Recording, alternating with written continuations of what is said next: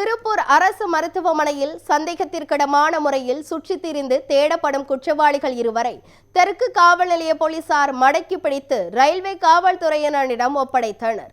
திருப்பூர் அரசு மருத்துவக் கல்லூரி மருத்துவமனை வளாகத்தில் ஆண் மற்றும் பெண் என இருவர் சந்தேகத்திற்கிடமான வகையில் சுற்றித் திரிந்து உள்ளனர். இதனை கவனித்த மருத்துவமனை பாதுகாப்பு பணியில் ஈடுபட்டிருந்த போலீசார் அவர்களிடம் விசாரணை மேற்கொண்டனர். அப்போது இருவரும் முன்னுக்கு பின் முரணாக பதிலளித்ததால் சந்தேகம் அதிகரித்தது. இதனைத் தொடர்ந்து போலீசார் இருவரையும் தெற்கு காவல் நிலையத்திற்கு அழைத்து சென்று கைரேகை பதிவு செய்து சோதனை மேற்கொண்டனர். அந்த சோதனையில் அவர்கள் சென்னையை சேர்ந்த குமார் மற்றும் வெண்ணிலா என்பது தெரிய வந்தது. மேலும் இருவரின் பின்னணியை சரிபார்த்த போது சென்னை ஆவடி ரயில்வே காவல் நிலையத்தில் அவர்கள் மீது திருட்டு வழக்கு நிலுவையில் இருப்பதும் பிணையில் வெளிவர முடியாத பிடியாணை பிறப்பிக்கப்பட்டிருந்ததும் தெரிய வந்து உள்ளது.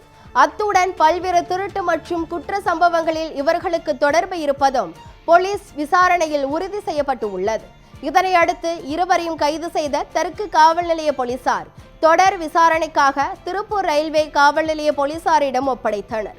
மேலும் கடந்த 25ஆம் தேதி திருப்பூர் மாவட்டம் ஊத்துக்குளி பகுதியில் நடந்த வீட்டை உடைத்து கொள்ளையடித்த சம்பவத்திலும் இந்த இருவரும் தொடர்புடையவர்கள் என்பதும் விசாரணையில் தெரிய வந்து உள்ளது.